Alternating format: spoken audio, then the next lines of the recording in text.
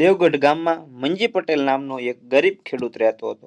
5 વીઘા જમીનમાં એ પોતાનું ભરણ પોષણ કરતો હતો. સંતાનમાં માત્ર એને 7 ખોટની એક દીકરી ચંપા હતી. ચંપા જેવી મહેનતુ હતી એવી જ રૂપાળી, ચતુર અને ચાલાક હતી. એક દિવસની વાત છે. મંજી પટેલ ખેતરમાં હળ હાંકી રહ્યા હતા. ત્યાં હળની કોસ સાથે કોઈ નક્કર વસ્તુ અથડાઈ. મંજી પટેલ હળ ઊભું રાખીને કોદાળી વડે આજુબાજુની જમીન ખોદી કાઢી. લાંબી અને કાળી વસ્તુ દેખાય એ જોઈ દંગ બની ગયો. એને બળપૂર્વક બહાર કાઢી.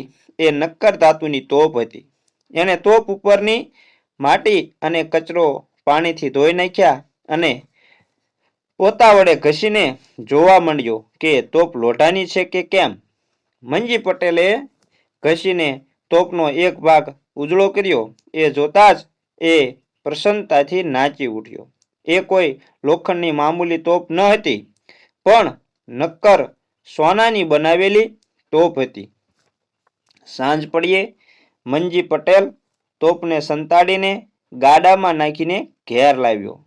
ઘેર આવીને મંજી પટેલે પોતાની પત્ની અને દીકરી ચંપાની મદદથી તોપને ઊંચકી અંદરના ઓરડામાં લઈ ગયા. ચંપાએ ઝીણવટપૂર્વક દીવાના અંજવાળે આખી તોપ તપાસી જોઈ તો એના પર રાજ ચિહ્ન દેખાયું. આ જોઈ મંજી પટેલ બોલી ઉઠ્યો, અરે, આ તોપ તો આપણા રાજાની જ હોવી જોઈએ. હું કાલે સવારે રાજાના દરબારમાં જઈને વાત કરીશ અને રાજાને તોપ પાછી સોંપી દઈશ. રાજા જરૂર મારા પર પ્રસન્ન થશે અને મને ઇનામ આપશે, જેથી આપણી ગરીબાઈના દિવસો વીતી જશે. દેવગઢનો રાજા પ્રતાપસિંહ ધૂની અને તરંગી સ્વભાવનો હતો. ચંપાએ રાજા વિશેની લોકો પાસેથી વાતો સાંભળી હતી, એટલે એણે એના બાપને કહ્યું, બાપુ, આપણા ખેતરમાંથી આ તોપ મળી છે. એના પર રાજચિહ્ન છે, એટલે જરૂર એ રાજાની હોવી જોઈએ. એવું બન્યું હોય કે ચોર લોકો આ તોપને ખજાનામાંથી ચોરીને લાવ્યા હોય અને એની સાથે બીજી વસ્તુઓ પણ ચોરી હોય. પકડાઈ જવાના ભયે ચોરોએ આ તોપ દાટી દીધી હોય અને બીજી વસ્તુઓ લઈ ગયા હશે. જો તમે આ તોપ બાબતે રાજાને વાત કરશો તો તોપની સાથે ચોરાયેલી બીજી વસ્તુઓનો આરોપ તમારા ઉપર મૂકશે. રાજા તમારા ઉપર ખુશ થવાને બદલે તમને ચોર સમજીને ગુસ્સે થઈને ઇનામને બદલે શિક્ષા કરશે. ચંપાની વાત મંજીને ગળે ઉતરી, પણ તોપ ઘરમાં ક્યાં સુધી રાખી મૂકવી એનું જોખમ પણ કેટલું બધું.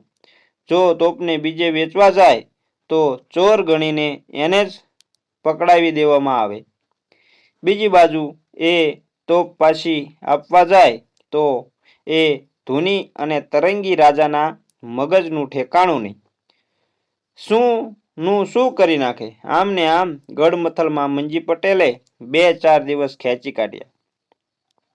મન મક્કમ કરીને આખરે એક દિવસ એ રાજાના દરબારમાં ગયો અને ઝૂકીને સલામ ભરી અને તોપ રાજાની સમક્ષ મૂકી. રાજાએ તોપ જોતા હવે ઓળખી કાઢી, પણ તોપનું નાળચું ન હતું. નાળચા વગરની તોપ જોઈને રાજાએ ત્રાડ પાડીને કહ્યું, અલ્યા, એ તું તોપ તો લાવ્યો, પણ એનું નાળચું ઘેર મૂકીને આવ્યો છે. વળી તોપની સાથે બીજી પણ ઘણી વસ્તુઓ ચોરાય છે. બધું ક્યાં છે? સાચું બોલ, નહીં તો તને જેલમાં પૂરી દઈશ. બિચારો મંજી પટેલ તો રાજાની ધમકી સાંભળીને ફફડી ઉઠ્યો. રાજાના મોહેથી ચંપાએ શંકા વ્યક્ત કરી હતી. એ જ વાત સાંભળીને ભયના માર્યા એના મોંમાંથી શબ્દો સરી પડ્યા. અરે, એવી ને એવી જ વાત છે. મંજી પટેલના આ વાક્યો સાંભળતા રાજા પણ આશ્ચર્ય પામ્યો. મંજી પટેલ તરફ શંકાભરી નજર નાખતા બોલ્યો, અહીં આવતા પહેલા તે કોની પાસેથી આ વાત સાંભળી હતી? મંજી પટેલ બે હાથ જોડીને કરગરતા બોલ્યો, મહારાજ, અહીં આવતા પહેલા મારી દીકરી ચંપાએ એવી શંકા પ્રગટ કરી હતી કે રાજા તમારી ઉપર આવા સંજોગોમાં શંકા કરે તો નવાય નહીં. આપે હમણાં મને કહી એ વાત જ એણે પહેલા જ મને કહી હતી. આ સાંભળી રાજા નવાઈ પામીને બોલ્યો, મંજી પટેલ, જો તારી દીકરી ચંપા એટલી બધી ચતુર અને ચાલાક છે, જે અમારા મનની વાત જાણી જાય છે, તો અમારે એની ચતુરાઈની પરીક્ષા લેવી પડશે.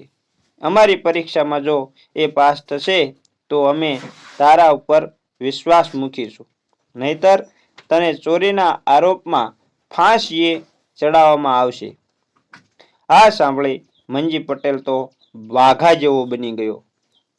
એનાથી બોલાયું તો નહીં, પણ એનું માથું હલાવીને સંમતિ આપી. રાજાએ એને કપડાનો એક ટુકડો આપતા કહ્યું, કપડાનો આ ટુકડો લઈ જઈ તારી દીકરી ચંપાને કહેજે કે આ ટુકડામાંથી મારા સૈનિકો માટે 100 પહેરવેશ બનાવી શકશે.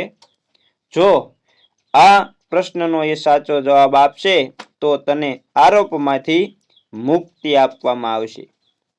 મંજી તો ગંભીર ચહેરા સાથે ઘેર આવ્યો અને રાજાએ કહેલી વાત ચંપાને કહી સંભળાવી અને પેલો રૂમાલ જેવડો ટુકડો ધ્રુજતા હાથે એના હાથમાં મૂક્યો.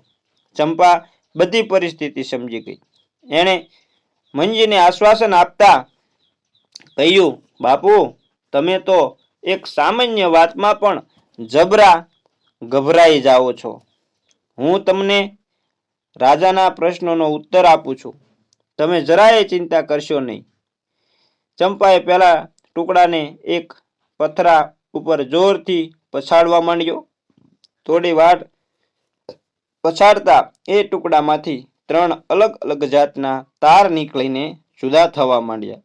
એ તારને મંજીના હાથમાં મૂકીને ચંપા બોલી, બાપુ, હવે તમે રાજાની પાસે જાઓ અને એને કહો કે 3 પ્રકારના દોરા અને 3 રેટિયા હાલ જ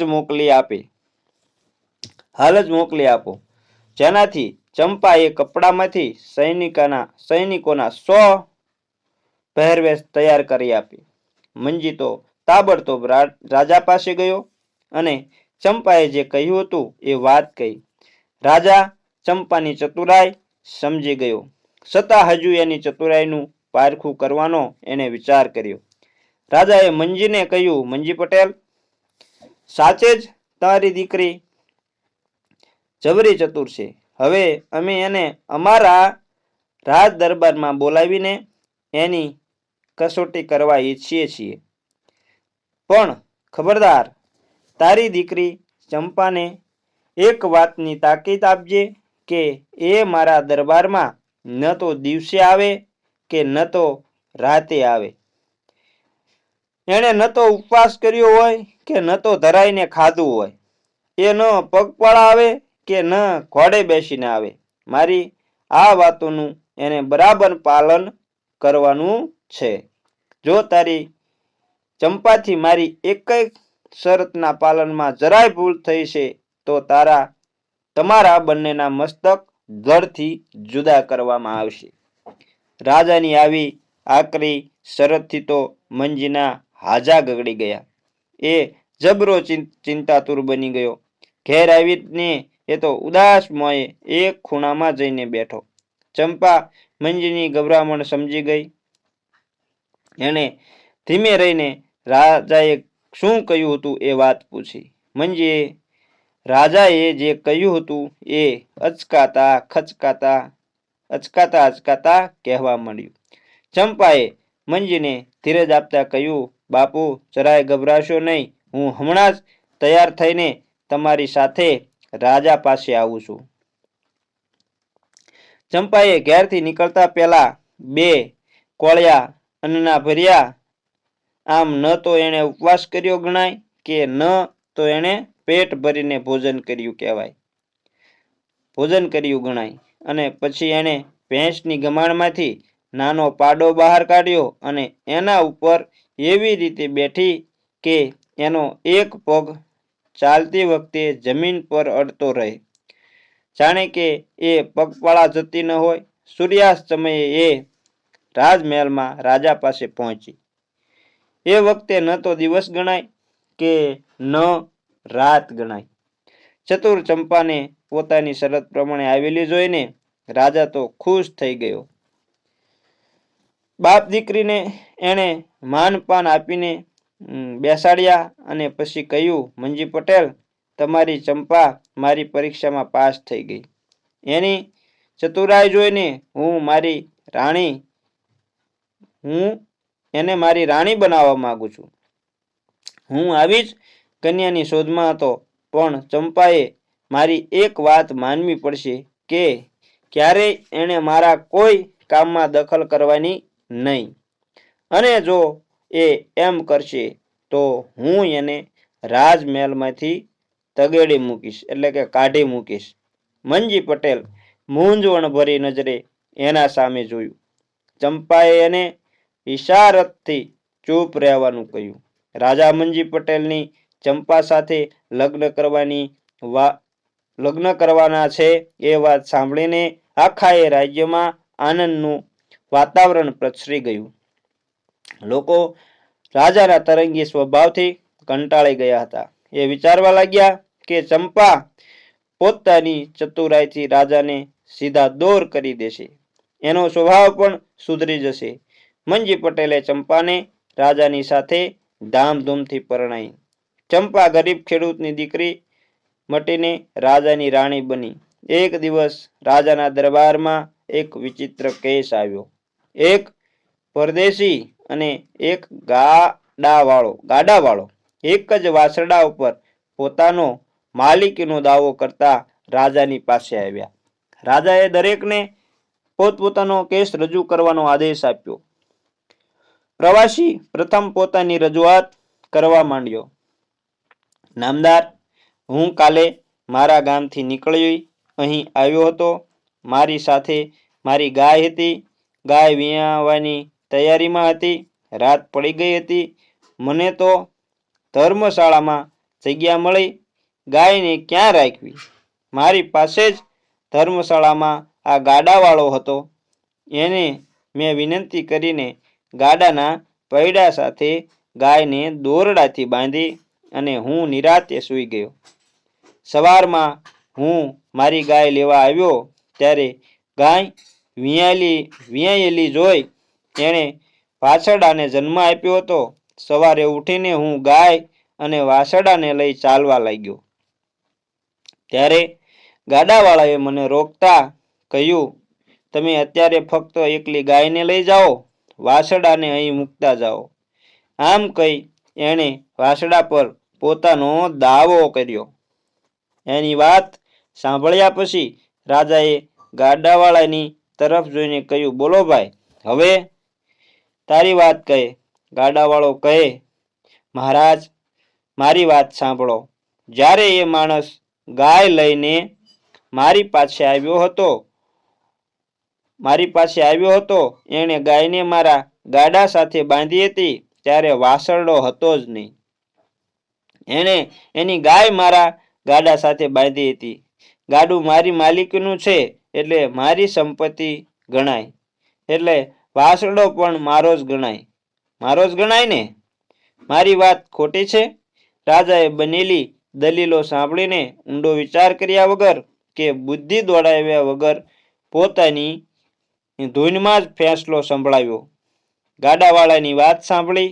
ગાડાવાળાની વાત સાચી છે. વાછરડા ઉપર એનો જ અધિકાર છે. વાછરડો એને જ મળવો જોઈએ. પોતાની વિરુદ્ધનો રાજાનો આ અવિચારી અને એક તરફી ન્યાય સાંભળી પ્રવાસી ખૂબ જ દુઃખી થયો અને ઉદાસ મને ધર્મશાળામાં પાછો આવ્યો. પ્રવાસીને ઉદાસ જોઈ ધર્મશાળાના રખેવાળે એનું કારણ પૂછ્યું. પ્રવાસીએ પોતાની વાત કહી સંભળાવી. રખેવાળે કહ્યું, ભાઈ તમે એમ કરો, સવારમાં વહેલા રોજ રાણીજી સરોવરના પાણી વગરના સૂકા કિનારા તરફના રસ્તે ફરવા નીકળે છે. તું તારા ન્યાયની વાત એમને જણાવીશ તો કોઈ અવશ્ય માર્ગ નીકળશે. પ્રવાસીને એની વાત ગળે ઉતરી ગઈ. એ વહેલી સવારે ઉઠીને સરોવરના કિનારે પહોંચી ગયો.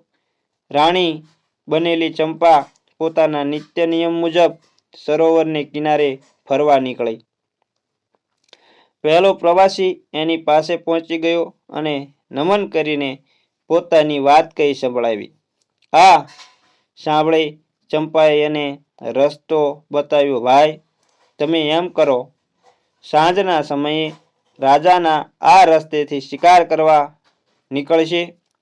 તમે આ સરોવરના સૂકા કિનારે બેસીને જાણે માછલા પકડતા હોય એવું નાટક કરજો.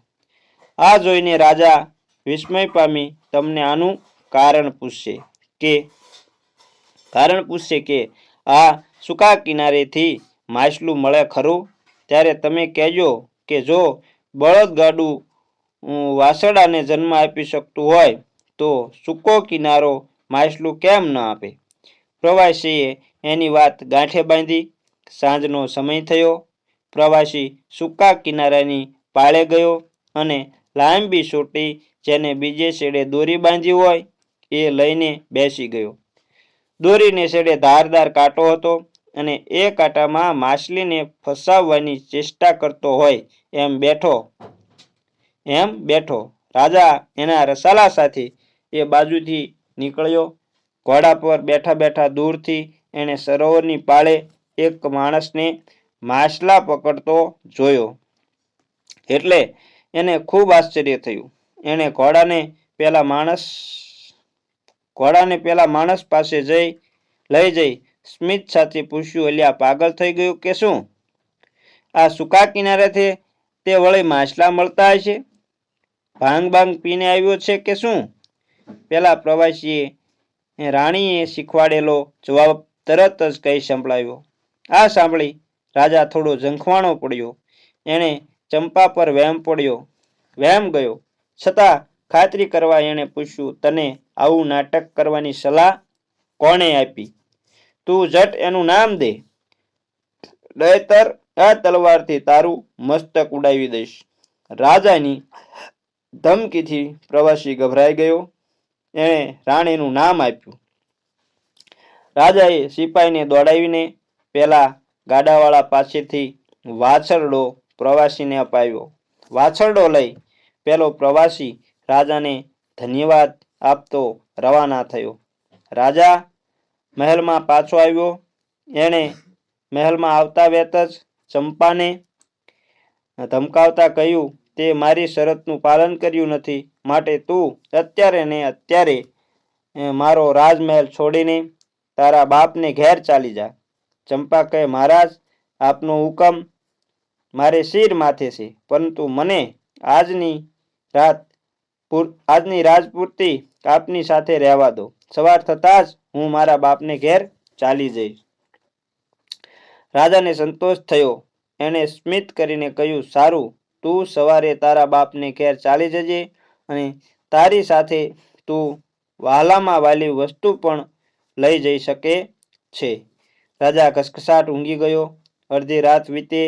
રાણીએ 4 સેવકોને બોલાવી રાજાને પલંગ સાથે જ ઉપાડ્યો અને ઊંઘતા રાજાને એના બાપ મંજી પટેલની ડેલીમાં પહોંચાડી દીધો. સવાર થયું. રાજા જાગ્યો. રાજમહેલને બદલે પોતાને મંજી પટેલની ડેલીમાં જોતા જ હાંફળો બનીને પૂછ્યું, ચંપા, આપણે તો રાજમહેલમાં હતા, અહીં કેવી રીતે પહોંચી ગયા? ચંપા કહે, મહારાજ આપના હુકમ અનુસાર સવાર થતાં જ હું મારા બાપુને ત્યાં આવી ગઈ છું. આપે કહ્યું હતું કે વાલી વસ્તુને લઈને જજે. મારા માટે આપના સિવાય બીજી કોઈ વાલી વસ્તુ નથી, એટલે હું આપના વચન પ્રમાણે આપને જ સાથે લેતી આવી. રાજા ચંપાની ચતુરાઈ જોઈ ખુશ થઈ ગયા અને તેઓ ખુશીથી રહેવા લાગ્યા. એ દિવસથી રાજા કાયમ માટે ચંપાની સલાહ લેવા લાગ્યો અને ચંપાની આવી ચતુરાઈ કાયમ માટે ટકી રહી. તો મિત્રો, આમ આ વાર્તા અહીં પૂરી થાય છે. જો અમારી વાર્તા સારી લાગી હોય તો અમારી ચેનલને લાઈક, શેર અને સબસ્ક્રાઈબ કરજો અને સાથે સાથે બેલ આઇકનને પણ દબાવી દેજો, જેથી કરી અમારી વાર્તાનું નોટિફિકેશન સૌથી પહેલાં તમને મળે અને તમને અમે આવી નવી નવી વાર્તાઓ પીરસતા